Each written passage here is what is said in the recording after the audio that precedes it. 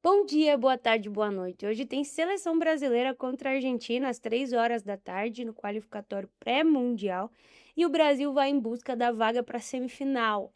A gente está aqui hoje para conversar um pouquinho mais sobre como joga a seleção, o futuro, algumas escolhas aí que a seleção precisou fazer durante esse ciclo em termos de renovação e também em termos de gestão e projetar também novos nomes que podem surgir aí para o Brasil dentro desse ciclo até 2028 em Los Angeles. Comigo tá o Lucas Pacheco, que é um grande sábio do basquete feminino, e a gente vai bater um papo aí de 1 horinha sobre isso. Então fica aqui com a gente, aproveita as conversas, deixa os comentários do que vocês acham e concordam aqui com a gente. Prometo que voltaremos para falar mais de seleção brasileira e, inclusive, fazer análise de vídeos aí de jogadas e tudo mais para entender como está sendo e como está jogando essa equipe. Tudo bom, Agatha? Bom dia também para todo mundo que está escutando. Obrigado pelo convite. E falar que eu não sou tão sábio assim, não, porque a sabedoria traz um traço de velhice que eu espero que ainda não tenha chegado lá. Mas obrigado pelo convite. Vai ser muito bom, sim, falar de seleção, de basquete feminino. Fazia um tempo que a gente não conversava, acho que vai ser um bom momento para gente. Pois é, estamos voltando com tudo aí para trazer mais conteúdos para o YouTube. Esses vídeos vão sair, alguns cortes também no Instagram, mas a ideia é que a gente fale bastante durante esse ciclo, tanto de seleção quanto também de W, LBF e tudo mais. LBF, enfim, vou guardar minhas críticas aqui hoje. Que a gente vê numa versão mais zen, né, Lucas? A gente combinou de É. ser zen hoje, é o que faremos. Mas bom, o Brasil vai tentar voltar para os Jogos Olímpicos, né, que não participa desde que participou no Brasil, ficou fora de Tóquio em 2020, ficou fora de Paris em 2024. Acho que o contraste é muito grande perto do que a gente teve de seleção no começo dos anos 2000. Final dos anos 90 não vamos nem entrar nesse quesito, que é para não ficar em depressão. Mas, em 2006 o Brasil foi semifinalista do mundial, disputando em casa. Hoje a seleção tá no processo de reconstrução de identidade junto com o fim de uma geração que já não consegue entregar mais aquilo que a gente esperava dela. E, bom, acho que a gente pode começar, Lucas, falando pela tentativa frustrada de colocar uma técnica internacional, à frente. E aí, quando eu falo frustrada, eu acho que é a própria CBF que se frustrou com o resultado, porque a gente esperava um pouco mais de continuidade, um pouco mais de tempo para ela não só apresentar trabalho, mas também entender qual seria o rumo da seleção, e a gente foi super, surpreendido mesmo com o anúncio da CBF da CBF, da CBB sobre não continuar com o Pocket Chapman no comando, agora Léo Figueiredo assume essa responsabilidade, né. Pois é, Agatha, como tudo que envolve CBB nos últimos anos, tem coisas, decisões que são difíceis de entender, né? E eu acho que teve um pedido muito forte pela contratação da Polk, na verdade, assim, de um técnico, de uma técnica, preferencialmente, que conseguisse colocar o basquete brasileiro, jogar de uma maneira mais moderna e classificar para os grandes torneios, né? No circuito feminino hoje, a gente não tem um técnico assim, uma técnica assim. A gente vinha recorrendo, né? A seleção vinha recorrendo a nomes do masculino, até com certo resultado, né? O Neto, a gente foi campeão da AmeriCup algumas vezes, campeão do PAN, o Brasil tinha uma estrutura dentro de quadra. Mas aí vieram aspectos extra-quadra e tudo mais, né? E a decepção na classificação para esses torneios, Mundial e Olimpíada. Acho que é uma vergonha a gente estar fora de 2 Olimpíadas seguidas. Vamos tentar a vaga para Los Angeles, mas é difícil. O estágio atual hoje é difícil. E a gente está fora de Mundial desde 2014, se não me engano, né? Ficamos fora de 18 e 22. Estamos fora do Mundial que vai começar daqui a um mês. Então, assim, o único lugar que a gente conseguia ver algum respiro de basquete moderno para a gente buscar essa classificação seria um técnico estrangeiro. Veio a Polk, surgiu do nada, a gente não sabe quanto ela recebia, a gente não sabe se recebia por diária, se era contratação, a gente não tem noção do nível de articulação que ela tinha na coordenação do basquete feminino como um todo, né? E isso inclui viajar ao país, conhecer os clubes formadores, conversar com os técnicos que fazem o trabalho de fundamento, de iniciação à prática esportiva. A POC não fez nada disso, né? Na prática, ela delegou isso para o Guidorizzi, que já estava ali no circuito, que já conhece, e para o Figueiró, que também é outro vindo do masculino, que acabou assumindo a coordenação e assistente técnico. E nesse modelo, né, da técnica chegar num camping, né, em modelo de camping, que é um pouco o que os americanos fazem, né, ela chegava na competição, treinava ali 2, 3 dias antes da competição e treinava. Não deu certo. Eu acho que o basquete feminino brasileiro hoje precisa de um cuidado que, infelizmente, essa contratação da POC não foi capaz de dar. E aí o resultado não veio. Então, na prática, é isso. E aí a gente tem que dar um outro passo, que é o Figueiró assume, né? Então ele está somando os cargos de técnico da principal, a gente não sabe se técnico da seleção de base também ou não, e coordenador. E daí eu já acho que volta um pouco para eu acho que é um passo atrás, na verdade, né, Agatha? Não sei a sua opinião, mas eu não vejo esse plano estratégico de fomentar a modalidade a médio prazo, não digo nem a longo prazo, mas a médio a curto prazo mesmo. Eu não vejo muito esse sentido que a CBF, não, a CBB está dando para o basquete feminino. E eu acho que é isso que falta, na verdade, mais do que o próprio nome. A Roberta, inclusive, do Beta Basket, falou esses dias. O pessoal estava falando, pô, triste a primeira derrota, né? Já já a gente vai falar dessa derrota para o Sudão do Sul. A gente precisa renovar o elenco, a gente precisa colocar as meninas jovens para jogar, mas o assunto é tão antes disso, né? É tão estrutural, é sobre gestão, é sobre como a CBF, meu Deus do céu, a gente tá com problema hoje.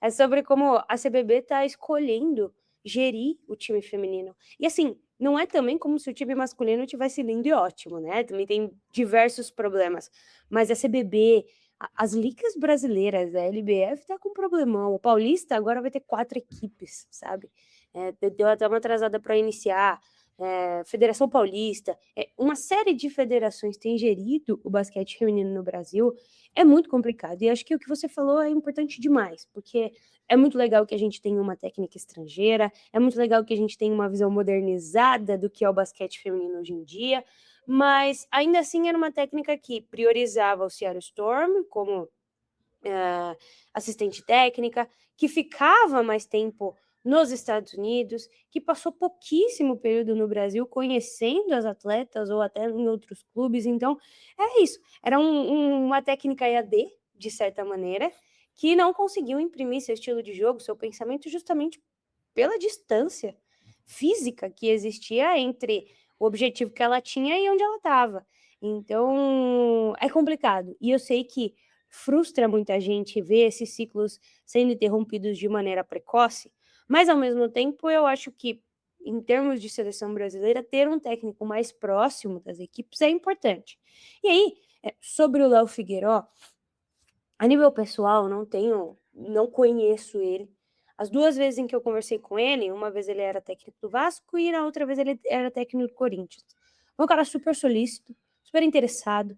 A filha dele joga basquete, a filha dele tá dentro do circuito, então eu acho que existe, para além disso, um interesse pessoal, que por diversas vezes pode ser ruim, mas por outras pode ser benéfico também, né, o sentido de você querer, levantar um time em todo, porque você também gostaria de ver uma seleção importante, uma seleção forte e sua filha jogando nela.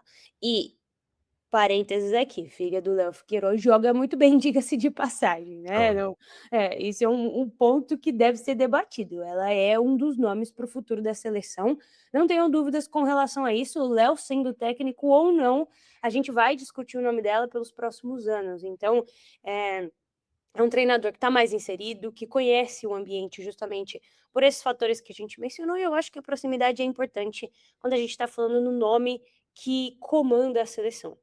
Eh, esse acúmulo de funções de maneira nebulosa, porque a gente não sabe o que faz direito, a gente não sabe o que seu diretor agora significa, o que a base tem de propósito, as bases ao redor do Brasil têm sumido, a gente, não consegue ver os times desenvolvendo jovens jogadoras, as jovens jogadoras que são muito boas estão indo para fora, e aí já é um ponto que eu acho que tem que ir mesmo, tem que ir para onde tem estrutura, tem que ir para onde tem dinheiro, para a gente ter algum tipo de esperança com relação aqui. Eu não falaria para uma atleta, sei lá, pra uma filha minha, ficar numa base brasileira, tendo a oportunidade de ir para uma primeira divisão nos Estados Unidos, sabe?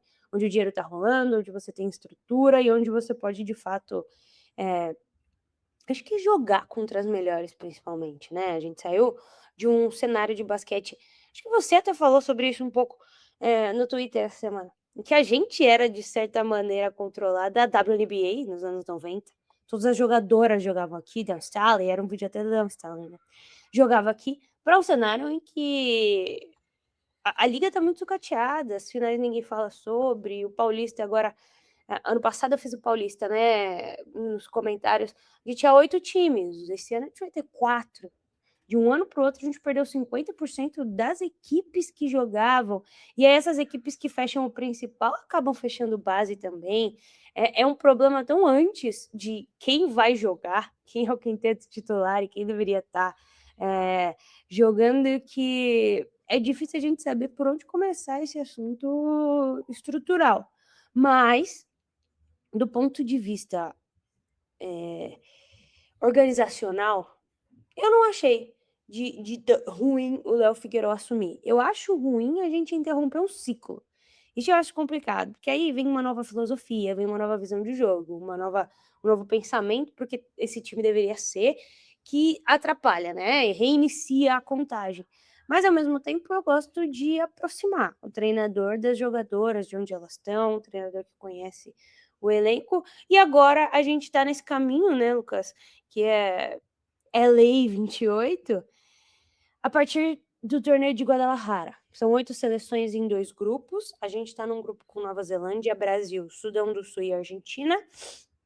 E um outro grupo que tem Canadá, México, Senegal e Filipinas. Os 2 primeiros passam para a semifinal e apenas o vencedor é quem se classifica. Já que a gente está na parte de um pouco de crítica, eu acho que é justo a gente criticar a não ida para a seleção da seleção para o mundial, a não ida da seleção para as Olimpíadas, mas a gente precisa bater nessa tecla de novo da quantidade de vagas. A gente está falando de um masculino com Muito. 36 vagas para o mundial. O feminino tem um terço disso e deixa a situação muito complicada para seleções que não jogam com seus times completos ou algo do tipo, né. É, eu acho, Agatha, que essa questão espelha muito. A gente estava criticando a CBB agora há pouco, as federações, com razão, mas acho que essa crítica também tem que ser estendida em relação à FIBA, porque, sinceramente, o jeito como eles tratam diferentemente masculino e feminino é surreal, é surreal. E isso partindo da federação que deveria promover o esporte, a modalidade, né, na sua diversidade de países, de continente, de prática esportiva. E a FIBA não faz isso, ela se rende ao que dá dinheiro e pronto. Então, assim, é um absurdo o calendário como ele está hoje, né? Eh, e nisso eu acho que isso é um problema em cadeia, sabe? Porque você tem um problema no calendário de seleções, elas jogam pouco, e aí a FIBA cria esse torneio que o Brasil está disputando agora, que na verdade é para dar rodagem para essas equipes que não que estão ali naquele bloco um pouco intermediário, estão a um passo de chegar no Mundial, mas não tem chegado. Então, assim, é para dar rodagem, e nesse sentido, eu acho um torneio excelente, e a gente está vendo um Brasil aí renovado, de fato, né, com jogadores de 20 anos assumindo o protagonismo, e acho que isso sempre é bom. Mas é um problema de calendário que eu acho que tende a piorar nos próximos anos. Não só porque eu não vejo uma mudança de olhar da FIBA em relação ao feminino, então vai continuar relegando o feminino para a quinta categoria, então a diferença de seleções no Mundial é sintomática, sabe? Mas não só. E a gente tem também, eu acho que por outro lado, uma outra força atuante muito forte no mundo, que é o novo CBA da WNBA, que jogou muito mais dinheiro na liga. A gente via jogadoras europeias que se recusavam a ir para a WNBA, porque a WNBA funciona um pouco na intertemporada do calendário europeu, e eu acho que esse novo afluxo pelo CBA, né, da WNBA, vai acabar mudando a dinâmica do basquete feminino como um todo. Acho que isso, o cenário europeu já mudou. A gente não vê mais jogadoras nível A e nível B da WNBA no cenário europeu. É, tem outras alternativas que elas estão ocupando, né, o Unrivaled, esse Project B, que ninguém sabe direito o que que é, mas que tem uma perspectiva de dinheiro, inclusive, O né, de um grande calendário. mistério, né, do basquete feminino é esse Project B. Pois é, assinou com meio mundo, mas ninguém sabe o que que é, como vai funcionar, como não vai, né. E isso inclusive impacta na seleção brasileira, Agatha, porque se não me engano a Camila assinou nesse projeto, a gente não sabe onde ela vai, eu pelo menos, né, não tenho informação de como vai funcionar, então assim, ela vai deixar de jogar na China, que era o lugar onde ela tinha na intertemporada da WNBA, e onde ela conseguia se desenvolver até num aspecto de ter mais tempo com a bola na mão, que eu acho que é importante. Eu acho que isso vai impactar muito o calendário, assim, o cenário feminino já está impactando, e eu não sei muito para onde a gente vai caminhar, Agatha, sinceramente. Eu acho que a gente vai ficar muito refém da WNBA, num cenário mundial. Eu acho que a FIBA vai acabar tendo que se render a isso de alguma forma. E uma WNBA que também está cada vez mais envolvida pela NBA, né? O Adam Silver super influente, as franquias sendo compradas e a expansão sendo na direção da NBA. Então, assim, nessa relação masculino e feminino, o calendário, que a nível mundial o feminino tende a perder de lavada, eu não sei como é que vai ser no futuro. Agora, sim, pensando hoje, né? Esse torneio em Guadalajara tem sido legal? Eu acho que tem, né? É isso, tá dando rodagem para times que a gente não veria em ação. Um Canadá que surpreendentemente não foi para o Mundial e que tá honrando esse torneio, então tá ali no. Levou jogadoras importantes, está fazendo a renovação, mas com jogadoras experientes, jogadora base, né? Que na hora do aperto vai chamar a bola para si. É, a Argentina, que é outra seleção que está ali hoje, junto com o Brasil a nível mundial, né? Tentando chegar nos torneios, mas na última hora um pouco falhando. E acho que é isso. A gente está vendo confrontos de escolas de basquete muito diferentes, que eu acho que é sempre legal, né? A gente perdeu para o Sudão do Sul, mas acho legal o Brasil, inclusive essa geração nova, ter contato com o basquete de muita envergadura, de muita defesa, de muito rebote, de muito contato. Então, acho que é um torneio legal, assim, tem sido legal para ver esse sopro de novidade dentro da quadra. Bom, aqui tá na tela, inclusive, os 2 grupos, né, o Canadá e o México venceram as 2 partidas iniciais, devem se classificar como primeiro e segundo, né, Lucas. Agora, o Brasil tá tudo embolado. A gente tá gravando hoje na quinta, talvez até solte antes do jogo, né, mas hoje tem Brasil e Argentina às 15h.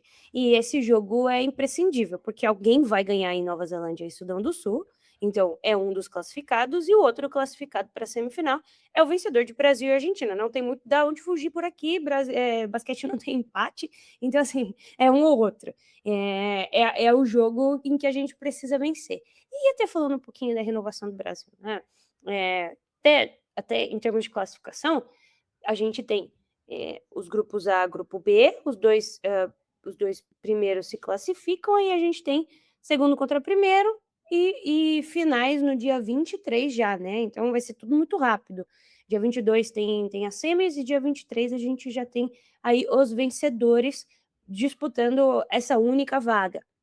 Se o Brasil não conquistar essa vaga no México, inclusive, o Brasil está classificado para a AmeriCup, né, 2027, em El Salvador, inclusive, e aí essa campanha aí até final, né, semifinal, pode garantir a vaga no pré-olímpico também, aí mais um mata-mata, aquela coisa que a gente já conhece, né, a vida cheia dos pré-olímpicos, que já estamos acostumados.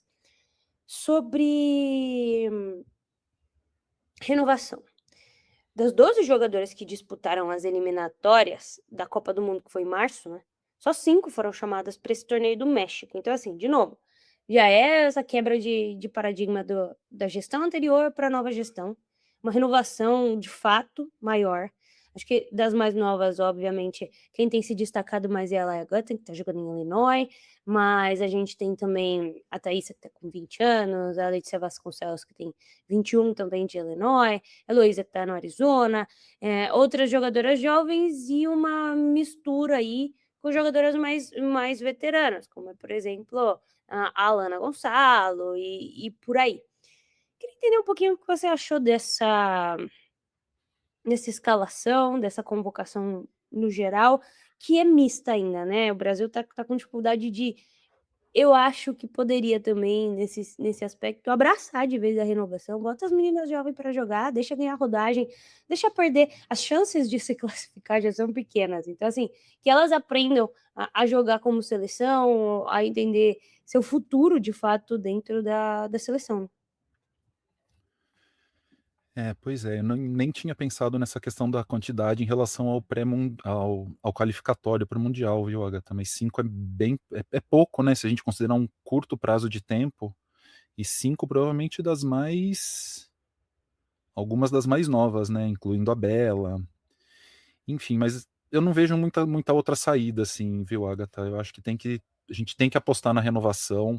Eu acredito que tem algumas mais experientes ali, né, e aí a gente tá falando de Aline Moura, da Letícia, a pivô, né, que foi reconvocada, fazia um tempo que não era convocada, a Sangali e a Lana, que são as experientes para dar um pouco de estabilidade para esse conjunto que é muito novo. E assim, tem tido muitas críticas em relação a essas experientes, ao desempenho delas. Mas assim, Agatha, eu não vejo muita alternativa hoje no basquete feminino. Eu não vejo, assim, a gente critica uma, vai chamar a outra, e sinceramente eu não acho que a gente vai ter uma mudança de qualidade significativa no conjunto, no quesito de uma estabilidade de vestiário, porque, assim, para um grupo ser formado, ele precisa de tempo, ele precisa de vivência junto. Então, assim, eu não vejo muito. Assim, você tira a Aline, a Aline errou a bandeja no final do jogo contra o Sudão do Sul, errou, mas sabe, ia chamar quem no lugar? Não vejo muita alternativa. A não ser que a Damires top, abrir mão da sua carreira de WNBA para ficar full time com a seleção brasileira. O que eu acho que não é o caso ainda. Talvez seja num futuro próximo, mas hoje ainda não é. Ou a Camila, que Fora que também ela não vai tá fazer. machucada, né, o menisco Sim, tirou ela da temporada, né, não tinha muito o que fazer para nessa além disso. situação específica. E não, e ela não iria, ela tá na W, né? Então, assim. Só que hoje a gente não tem uma base experiente secundária para dar essa solidez que a gente precisava. Então, acho que é isso, é apostar na juventude, assim. O que vier de positivo desse torneio, acho que a gente tem que aproveitar. E acho que a gente tem tido uma dificuldade no último ciclo, né, de aproveitar os ganhos que a gente tinha, pareciam consolidados, na janela FIBA seguinte, parece que a gente perdia. Então a gente conseguiu um pouco de estabilidade na armação, quando a Débora ali segurou o rojão. Quando mudou o técnico, parece que se perdeu tudo isso, a gente voltou para aquela lacuna. Então rodou a Lana, rodou a Kaká, rodou a Débora de novo e nenhuma conseguiu segurar o rojão. Então acho que é isso, vamos postar na Laia, a Lia, na Gaiton, né? E que tem jogado muito bem. Então acho que assim, para a próxima janela, independente do resultado de hoje, eu gostaria muito que essa seleção, apesar de jovem, entrasse com uma mentalidade assim hoje de sangue nos olhos, sabe? A gente não vai perder para a Argentina de novo. A gente já perdeu 2 sul-americanos, a gente perdeu semana passada num jogo parelho que a gente podia ter ganhado, em que tivemos erros infantis que a gente tem que cortar, sabe? Eu queria muito que elas entrassem hoje com aquele ar de, cara, a gente vai ganhar. E tem basquete para ganhar. Mas assim, Até pensando no porque a Argentina também tá num momento complicado, né, essa entre safra delas perdendo jogadoras muito consolidadas e que sempre venciam, já se foi. Tá vindo também uma nova geração argentina nesse escopo, né. sim, e a Argentina também está trazendo gente mais nova, né? Se a gente olhar o elenco em relação ao sul-americano, tem uns 3 ou 4, uns 2 ou 3 nomes de jogadores assim, de 19, 18 anos, que têm jogado, têm terminado a sua formação na Europa. Então, assim, é uma seleção que não é lá grandes coisas, a gente sabe, joga aquele basquete centrado na Melissa Greter, que é uma baita jogadora, mas que assim, que a gente enfrenta na LBF. Então, cara, vamos para cima, vamos ganhar, sabe? Não é tudo isso. Vamos fazer elas chutarem de 3 e errar tudo, igual elas fizeram no jogo passado. Enfim, eu acho que dá para ganhar e tentar levar essa vantagem para o futuro, né? Porque eu acho que a Lia Guyton hoje ela se firmou, né? Se a gente vai pensar na seleção daqui em diante, a gente vai pensar nela. E eu gostaria que outras jogadoras dessem esse passo, assim.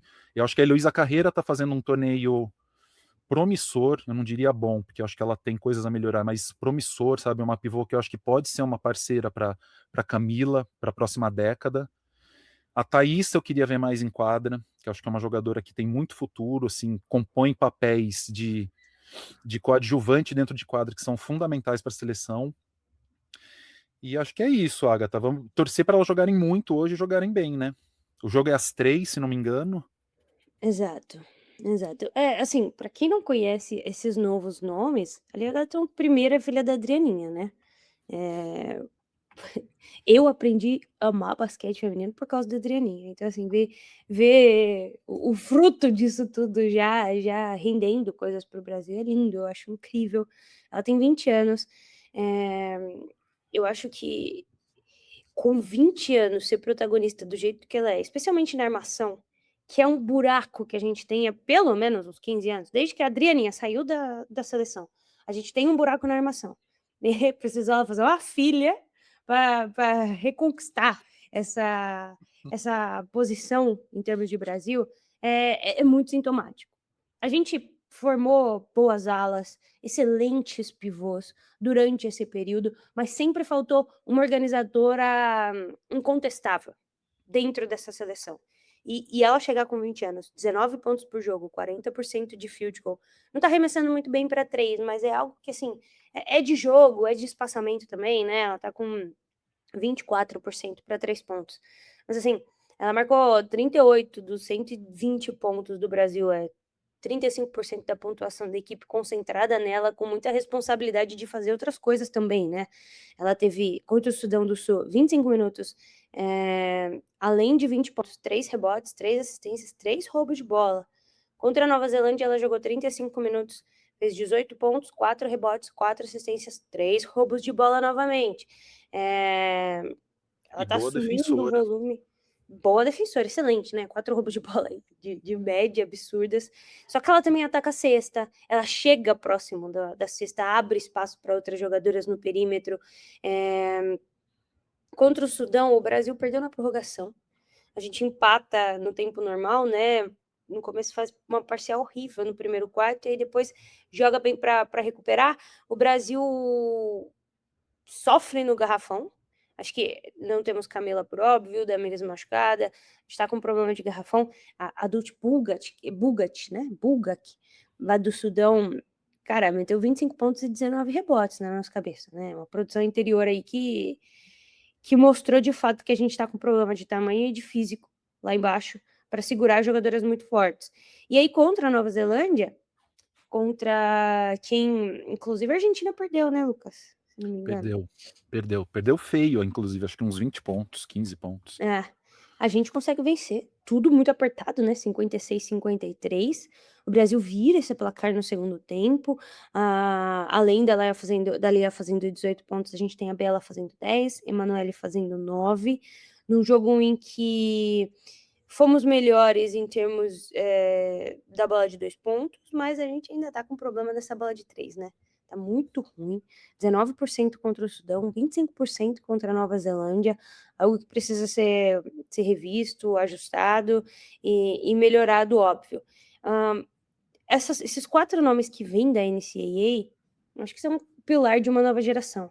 A Elo tem 20 anos, ela foi titular em todos os jogos do Arizona, na última temporada, com cerca de 26 minutos por jogo. Hoje ela é a quarta do time em minutos, né, mas é a líder em rebotes ofensivos, a gente tem bons números para ela. A Letícia Vasconcelos é uma jogadora alta, acho que em termos de velocidade, de físico, é alguém com quem a gente vai poder contar no futuro. 2,1 de altura, jogou 34 jogos por Illinois, 12 minutos por jogo por lá, inclusive ela é, pesquisando aqui, a jogadora mais alta do programa feminino de Illinois. Então a gente tem, de fato, alguém que, tá acima das estatísticas, ela é mais alta que a Camila inclusive, né, se não me engano. Hã, e aí a gente tem a Thaísa Queiroz também, tá lá em North Carolina, 25 jogos na temporada, 12 minutos por jogo, e eu acho que é por onde a gente precisa reconstruir. Hoje, para a gente pensar em Argentina, Lucas, o que que a gente precisa fazer, o que que a gente não pode deixar que elas façam para que a gente se classifique? Bom, eu acho que a Argentina, como você falou, né, o Brasil tem sofrido contra pivôs grandes e ágeis e móveis, né, Sudão do Sul, a gente viu isso. E só uma curiosidade, né, a Dut Bulga, ela foi a única jogadora com experiência na WNBA naquele jogo. Então, assim, também acho que também Sudão do Sul é uma seleção que vem se afirmando mais no cenário nos últimos. É uma seleção novíssima, né? E que conseguiu resultados importantes nos últimos anos. Então, assim, também não é o fim do mundo perder para Sudão do Sul, né? Era a jogadora mais experiente, por exemplo, em quadra, e a gente viu o resultado disso. A Argentina não tem essa pivô. É um time, é uma seleção que joga em função ao redor da sua organizadora, que é a armadora, a Melly Greter.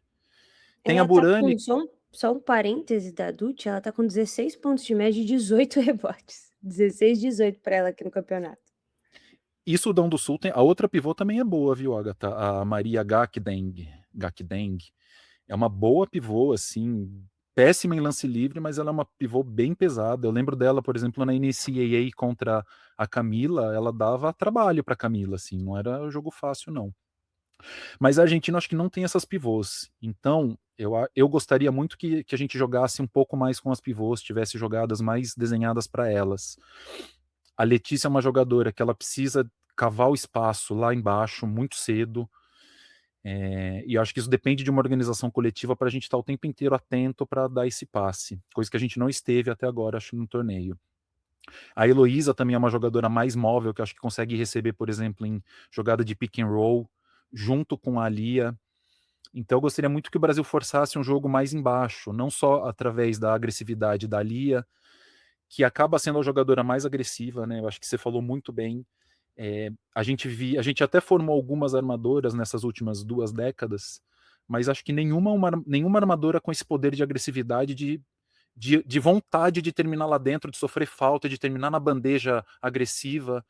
E a gente está vendo isso na Lia. Então é uma coisa para se louvar e promover, né, estimular para daqui a alguns anos. Inclusive, eu acho que ela está muito mais solta na seleção do que em Illinois. Na universidade, ela ainda vem do banco, muito restrita, muito ali no jogo coletivo, preocupada em colocar o time para sem esse protagonismo, sem essa luz. E eu acho que ela pode ter esse protagonismo. Felizmente, acho que na seleção ela está provando isso. E assim, espera um grande jogo dela. Defensivamente, eu acho que o Brasil vai ter que olhar muito nesse pick and roll com a Melly Greter, porque é ela que faz as jogadoras, suas companheiras, jogarem. Então, se a gente conseguir brecar um pouco o jogo dela, principalmente o jogo de facilitação, eu acho que a gente tem um caminho para defender, para avançar para a próxima fase. A Melly Greter é líder em eficiência, né, aqui nas stats desse campeonato. Ela tem 6 pontos por jogo, ela tem 5 rebotes, ela lidera em assistências e rebotes. Ela tem 5 rebotes por jogo e 7 assistências. E eu acho que é sintomático do que você disse, de não existir uma grande big. A Melly Greter, que é a organizadora desse time, é quem tá liderando em rebotes por jogo. Então o Brasil precisa ir atrás dessa vantagem, jogar perto da cesta, para também criar um espaçamento próximo do perímetro, né? Colapsa essa defesa, faz todo mundo se fechar ali, abre as alas, cria um pouco mais de vantagem de dimensão dentro da quadra e se utiliza. Eu acho que assim, a gente já perdeu demais para essa Argentina. E talvez esse seja um dos melhores momentos para que a gente vença. Se não vencer essa Argentina, que é uma das Argentinas mais picotadas dos últimos tempos, a gente vai precisar refletir ainda mais do que a gente tem refletido com relação aos próximos passos do Brasil, porque de fato aí acho que a Melly Greter ela é a junção do passado com o futuro dessa seleção. E aí, para a gente finalizar, Lucas, esse papo de Argentina e Brasil, vamos falar de Paulino Orreda? Porque tem surgido muitas questões dentro do basquete feminino, Brasil-Argentina. Ela é absurda. Acho que quem está acompanhando as Indiscutível. estatísticas, as formas, a forma com que ela joga, a forma com que ela quebra paradigmas, é absurdo. Para quem não acompanha, é uma jogadora de 13 anos que acabou de ser campeã aí de um torneio sub-17, e fazendo números absurdos, fazendo coisa de quase o double, assim, jogos ridículos e jogando no Brasil. Ponto ela é argentina. Existe já um movimento de vamos naturalizar Paulino Reta para que jogue no Brasil, ao mesmo tempo que a Argentina está falando, pô, a Argentina, esquece isso, né? Só porque ela joga no Brasil que ela precisa ser naturalizada. Como que você vê todo esse cenário e você acha que deveríamos? Agatha, a gente combinou de não polêmico hoje. Bom, olha, eu vou eu acho que tem muitas considerações a se fazer sobre isso. Foi um assunto que me provocou minha reflexão durante muito tempo e ainda provoca.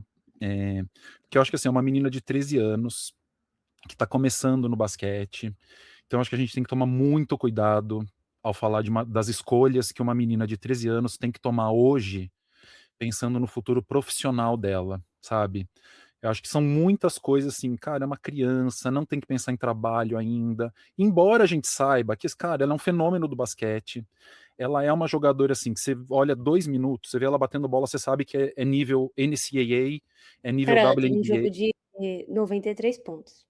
Não, ela é surreal, ela é surreal. Por mais que a base argentina não seja essas coisas, no feminino, que a base brasileira esteja caduca, apesar disso, ela domina de um jeito. E vou ser mais sincero, Agatha, eu vi um jogo dela, que foi a final do CBI Sub-17, que acho que foi mês passado, faz um mês, assim. Isso. Foi Ela agora, dom pô. Foi agora há pouco, assim, contra Santo André, que inclusive tem a Júlia Preis, que eu acho que é outro talento, assim, que a gente tem que a CBB tem que fazer um trabalho de desenvolvimento com ela, assim, muito próximo, muito, porque é outro Vou talento deixar aí na bruto. tela para o pessoal ir vendo. Boa. A Júlia é essa que tá correndo atrás, né, a maior da quadra. Bom, mas enfim, voltando a Paulina Orreda, o que me impressionou no jogo dela, Agatha, assim, é uma leitura de jogo muito acima para a idade e uma maturidade no sentido de fazer o time jogar, de não querer chamar para si todas as bolas, porque ela tem esse talento de, assim, se ela quisesse, ela pegava a bola e fazia 80 pontos por jogo dominando a bola. E eu acho que ela não fez isso nessa final. Ela pontuou muito de uma forma orgânica, fazendo o time rodar, né, fazendo com que as suas companheiras cumprissem as suas funções dentro de quadra. Então, eu fiquei muito impressionado mais por esse aspecto, assim, para além do chute, que é muito bom, da leitura de jogo, da defesa. Mas é isso, acho que é uma menina de 13 anos, até onde eu saiba, ela veio há pouco tempo para Florianópolis, né? Trazida pelo pai, que, se não me engano, é o assistente técnico desse projeto de Florianópolis, que eu não conhecia, MF. Parece um projeto muito legal. Gostei muito, inclusive, das outras jogadoras. Achei que elas têm fundamento assim de basquete acima da média para a idade. Então eu fico muito em cima do muro para falar da Paulina Orreda, Agatha. Eu acho muito cedo para a gente falar isso. Acho que esse processo tem que ser tomado por ela, conversando com a família. É uma possibilidade? É. A CBB deveria conversar com os pais, com ela? Deveria. E eu acho que já deve estar conversando. A essa altura já rolou papo ali, sabe? Eu acho que me parece que tem uma indecisão no ar, eles não estão com a decisão tomada, mas eu acho que tem que partir deles, sabe? Mais do que a gente cobrar a CBB por isso, eu acho que a gente tem que cobrar o trabalho da CBB para as outras jogadoras. Eu acho que a gente tem que cobrar o trabalho da CBB para a Júlia Preis, por exemplo, que é um talento bruto do basquete feminino e que tem lacunas de fundamento muito graves e que já estão aparecendo. No sub-17 ela consegue fazer 25 pontos e 20 rebotes numa final e dominar o jogo e ser MVP e não ter rival. Na LBF ela não consegue. Eu acho que ela não vai conseguir se ela se ela mantiver esse nível de fundamento. Ela precisa melhorar em alguns aspectos do jogo. E eu acho que a CBB tem que olhar para isso. Então, hoje, mais do que cobrar a naturalização da Orreda, né? Porque eu acho que se vier, vai ser muito bem-vindo, mas vai ser natural. Eu acho que a gente tem que olhar para essas outras jogadoras. A número 9 do MF, por exemplo, que era companheira da Orreda, é uma jogadora que jogou de pivô, marcando a Júlia Preis, jogou muito bem, mas eu acho que a gente tem que pensar nela para ala, para posição 3. Ela tem altura para jogar 3, tem bom arremesso, tem leitura de jogo. A gente tem que pensar na Júlia Preis jogando mais lá embaixo, usando mais o corpo. A armadora de Santo André, número 5, se não me engano, Isabelle, é muito boa, tem talento. Então acho que a gente tem que olhar para esse conjunto, sabe? Fortalecer a base como um todo e não pensar só num resultado que a Orreda traria a curto prazo, que seria excelente, tá? Mas que, assim, depende da vontade dela mais do que o trabalho da CBB ou de coisas externas à família dela. Não sei se você concorda, mas essa é a minha opinião, assim. Olha, é cedo pra dizer é isso que você falou, eu botei o vídeo aí pra galerinha assistindo e você olha, você não fala que essa menina tem 13 anos. Você não pensa numa jogadora de 13 anos fazendo o que ela faz dentro de quadra, em um torneio sub-17. Se fosse um torneio sub-13 e ela acabando com jogadora sub-13, seria uma questão. Mas ela acabou com jogadora sub-17, Júlia Praz do outro lado, né, jogando pelo Santo André, mas ela terminou o torneio com 26 pontos por jogo, 10 rebotes e 9 toques, né, foram 7 blocos por jogo, enfim, é meio surreal, fora as 5 assistências, mata-mata ela teve 30 pontos de média com 11 rebotes, muito provavelmente a melhor jogadora de 13 anos que a gente tem no continente, como inclusive o Arthur Salazar falou muito bem, ele vem falando dela, do tabelado de 3, esse vídeo é dele inclusive, e com chances de ser geracional mesmo, né, de se continuar evoluindo nesse ritmo para uma jogadora de 13 anos, quando ela tiver 17 ela vai ser um grande fenômeno. E apesar de ela ser muito nova agora, as coisas passam muito rápido. A gente já viu como a CBB perdeu a oportunidade de nem naturalizar, mas pegar jogadores que poderiam ser do Brasil, como aconteceu com os irmãos da Silva, né, o Tristan da Silva, que agora foram para a Alemanha, mas poderiam estar jogando pelo Brasil, e eu acho que é um movimento de não repetir esses erros. Porque as coisas passam muito rápido. Hoje ela tem 13 anos, mas daqui 2 anos, no próximo ciclo aí de Olimpíada, ela já vai estar com 15. A gente já vai estar falando de uma jogadora que as universidades vão estar começando a olhar, que vão estar que vão estar vai estar sendo sondada para jogar fora. A jogadora desse nível, agora não dá, mas desse nível não fica no Brasil por muito tempo. E Não, assim, não tem por que ficar também, né, Lucas, com não. essa qualidade você quer se provar em ambientes, muito mais hostis, muito mais difíceis para que você, evolua seu jogo. Então assim, eu acho que é isso que você falou muito, a CBB precisa conversar de maneira responsável com os pais e para a decisão da Paulina Orreda, é a é a federação que apresentar o melhor projeto. É a federação que fala: "Olha, esse é o futuro da seleção, é isso que a gente vai fazer com a seleção, esse é o treinador, essas são as jogadoras, é esse o planejamento a longo prazo que a gente tem de treinamento coletivo, de estrutura que a gente vai te dar para você treinar onde você estiver, de estrutura de técnico, mas assim, de lugar mesmo. Ó, eu tô jogando em outro time, eh, a gente vai ser prioridade da seleção te dar todo o aparato necessário para que você treine, para que você faça a sua evolução, e aí ela vai ter que escolher essa federação que propiciar mais estruturas. A CBB hoje é uma federação que propicia estrutura? Talvez a chegada dela, obrigue a nossa seleção de alguma maneira, e a nossa federação, a agir do jeito que tem que agir. A se preparar do jeito que a gente deveria estar vendo uma preparação há anos e décadas, né, desde os anos 90, não faz algo sério, pensando no basquete feminino. Talvez ela impulsione isso, mas como você falou, tem outras excelentes jogadoras vindo desse campeonato, né, desse sub-17, que podem e vão ser recrutadas por outras universidades, por outros times, internacionais, que a gente também precisa olhar, né. E a Agatha, eu acho que tem uma outra coisa, assim, né, porque eu falei muito da questão do pessoal dela, da família, e como você falou, eu acho que, assim, é questão de 1 ano para ela ir para os Estados Unidos, 2 anos talvez, que assim, já tem olheiros de uma academia, do high school, olhando e a essa altura eles já sabem, eles já estão vendo, já estão fazendo proposta, é questão realmente de tempo e eu concordo contigo, ela tem que ir, assim, esses talentos muito fora da curva, a gente não tem estrutura para desenvolver. A verdade é essa. Agora, assim, pensando de um ponto de vista global, né, não só dela, pensando da CBB, eu particularmente, aí eu acho que entra o meu lado de sábio, que você falou de velhice, eu particularmente não gosto de tratar o mundo FIBA, o mundo de seleções, com esse viés um pouco de free agency, sabe? Depende de uma proposta e a gente naturaliza e não, a gente tem.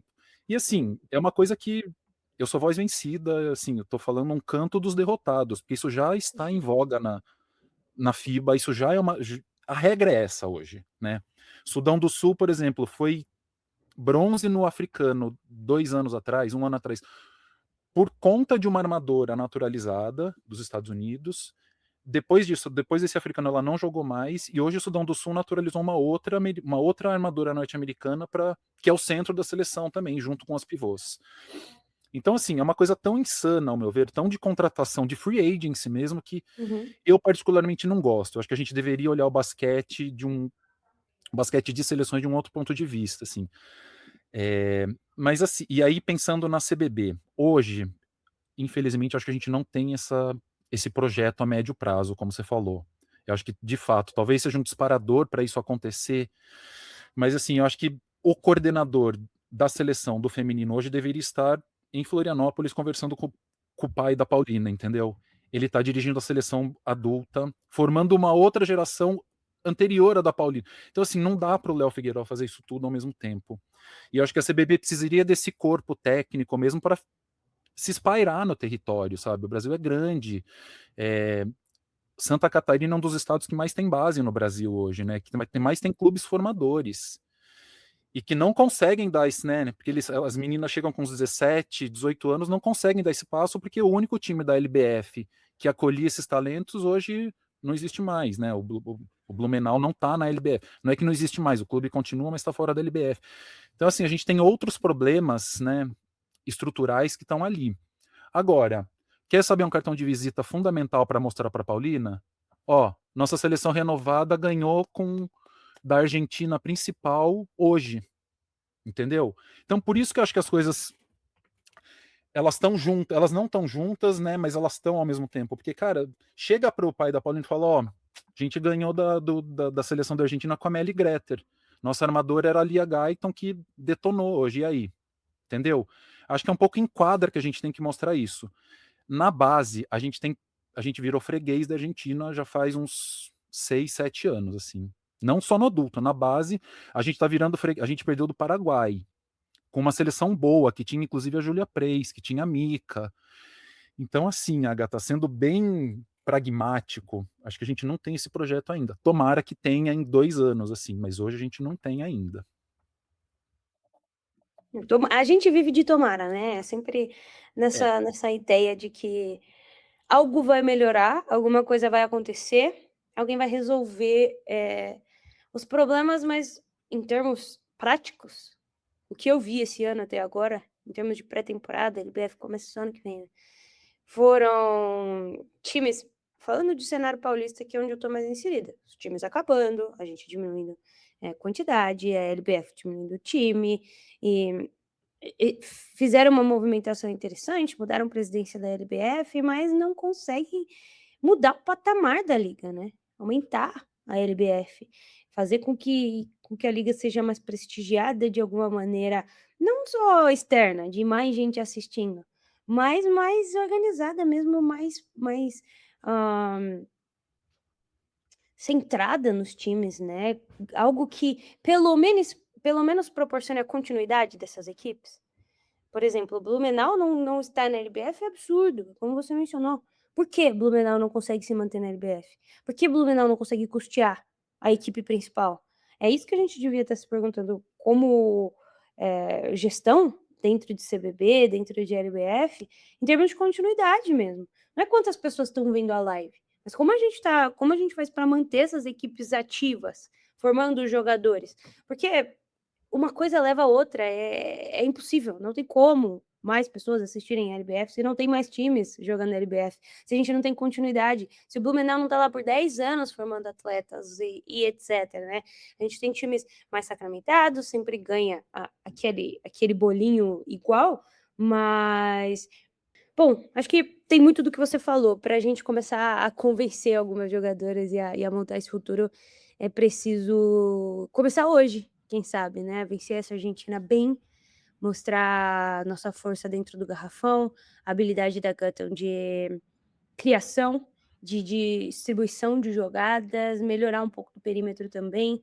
A seleção tem um futuro e a gente precisa começar a ver ele no presente também. Acho que a gente fica falando muito de futuro e alguma hora esse futuro precisa começar. Em alguma hora esse futuro precisa se traduzir no agora. E esse jogo pode ser esse início dessa essa fagulha aí. Vamos ver se esse campeonato nos traz até, eh, uma surpresa a partir disso, mas eu acho que dá para começar pela Argentina vencendo, espantando um fantasma que tem nos assombrado há um tempo já, e fazendo aquilo que a gente sabe que é capaz de fazer, mais do que tudo, né. A gente é capaz de vencer muitos jogos que a gente perde por detalhes, por pontos muito pequenos com relação a ao macro do jogo, então hoje pode ser esse início, né. Sim, tomara, tomara. Oxalá seja, Agatha, tomara. E você perguntou antes, né, da seleção, ou uma outra jogadora que eu gostaria de ver muito, assim, até se desenvolvendo taticamente, que eu acho que vai ser uma jogadora fundamental para a seleção, é a Bela, Bela Nascimento, nossa ala, que já vem de uns 3 torneios, já fez uma America Cup muito boa, e que é uma chutadora que gosta de chutar, gosta de receber corta, é uma jogadora que eu gostaria de ver muito, assim, florescendo não só nesses saindo de corta-luz indireto fora da bola, mas ajudando em outras funções, né, fazendo mais corta-luz para pivô, integrando um pouco as jogadas para ela, que é uma jogadora atiradora de fora, com as jogadas para pivô, sabe? Opção primária, opção secundária, saindo, faz o corta e recebe um corta. Eu gostaria muito de ver a Bela nessa nesse movimento, né? Acho que o Figueiró pode fazer isso para propiciar mais melhores arremessos para a seleção. E acho que é isso, Agatha. Vamos torcer para o futuro é hoje, né? A gente está com uma seleção muito nova. A gente pode ganhar da Argentina. Vamos para cima. Vamos para cima que a gente ganha. Com certeza. Eu vou soltar esse vídeo antes do jogo, então você que já assistiu, 3 horas tem Brasil e Argentina, transmissão no courtside, aquela coisa que a gente sabe, a FIBA esconde esses jogos, mas a gente sempre dá um jeitinho de assistir. E aí, a partir disso, se Brasil vence, tá classificado, né, junto com o time que vencer, entre Nova Zelândia e Sudão do Sul. Aí a gente tem semifinais no dia 22 e finais no dia 23, que já é domingo agora. Então, campeonato rápido, tiro curto, fiquem ligados e a gente volta aí nas próximas semanas, né, Lucas? Para falar mais de basquete feminino, já já começam os playoffs da W e tem muita coisa acontecendo por lá também. Um beijo, Lucas, obrigada pelo papo de hoje, pela companhia. Obrigado, Agatha. Beijão.